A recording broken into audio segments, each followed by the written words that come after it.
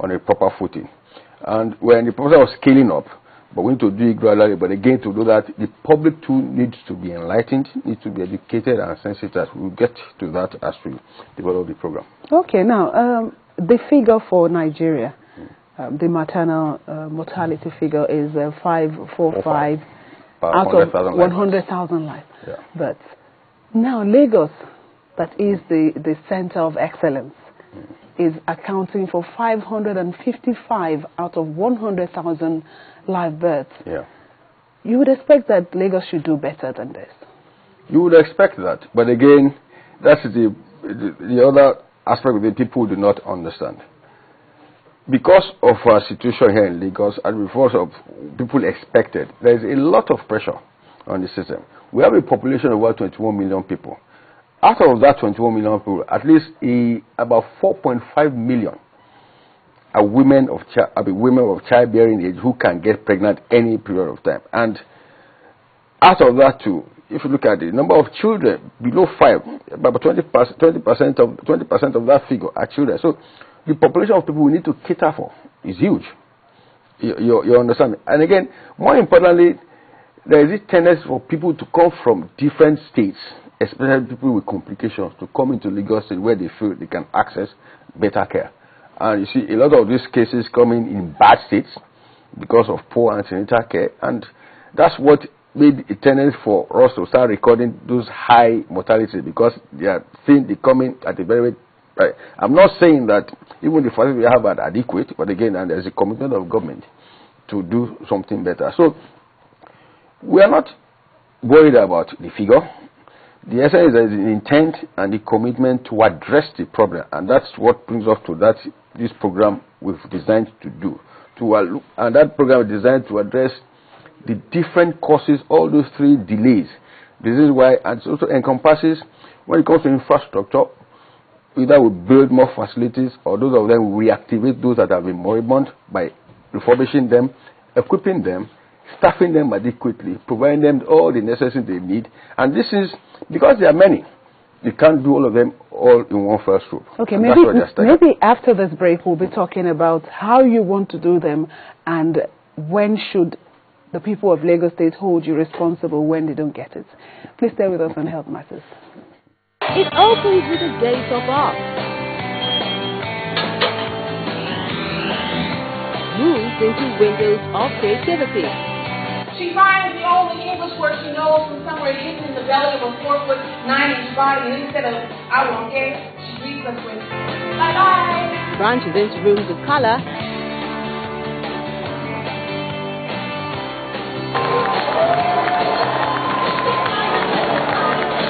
And ends with a roof of imagination.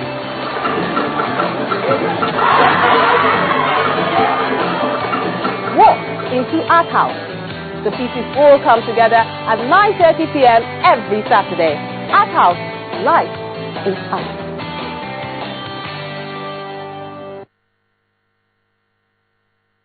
You're watching Health Matters on Channels Television, and we're talking about maternal and child health.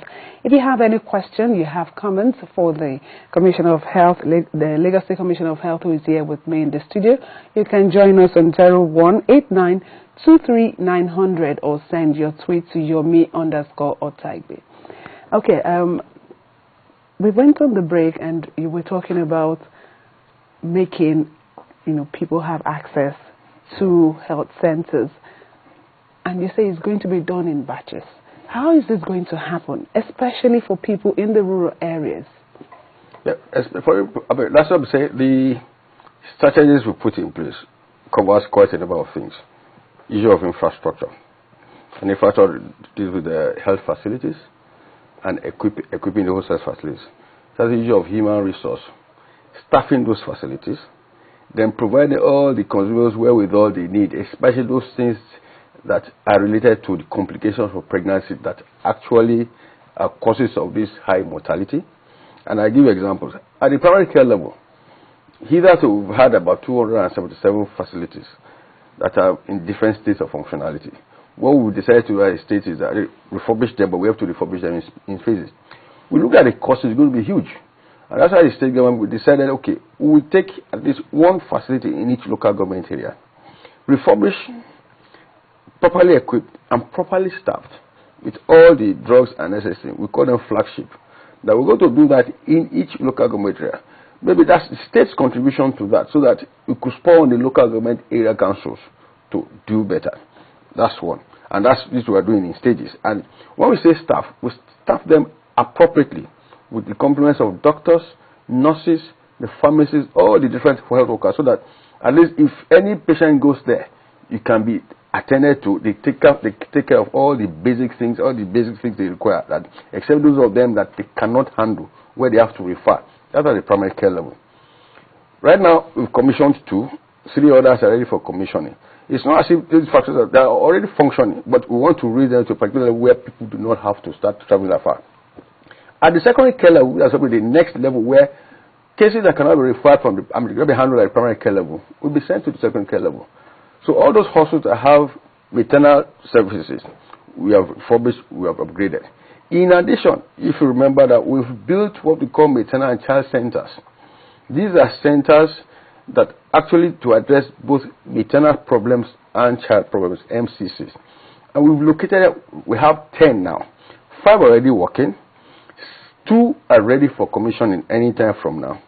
The other 2 are different stages of completion, and of course the last 2, and they are strategically located to those areas where we feel are recording high maternal mortality rates, so that cases that cannot be seen cannot be handled at the primary care level. Which areas are this now? The 5 now, we have 1 in Ikorodu, Complementary General Hospital, 1 in Fakwaijai, 1 in Isolo, 1 in Randu in Surulere. The last one is at Jeremy. Now, the 2 that are ready are in Alimosho and Amu Wardofin. We have the 8th one in Lekki, which is about 65% complete. And the 2 new ones that just started complete, Badagry and Ekpe. And these facilities are properly equipped, properly staffed to provide higher level of service, especially all those complicated cases for pregnancy, for women, and of course in children. Okay. And of course, at the top is the care house that we're refurbishing now, that will oversee most of this. Okay. Okay. Now, if you put in infrastructure and you put equipment, the personnel, they play a major role, because I have been to hospitals where you see nurses speak to patients, you know, in a degrading manner. You see doctors shout on patients, and this, of course, will not help in any way. Yeah. And then delays. So how do you want to address, you know, the human aspect of it? Well, the human aspect, we're addressing in different stages. One, we realize the shortage we have, and that's why we said that each of those primary care facilities will be appropriately staffed with the right number. So we are recruiting. Apart from recruiting, we needed to raise their level of expertise, and we are training them. And the training are targeted to cases that are complicated cases that actually increase this health mortality rates.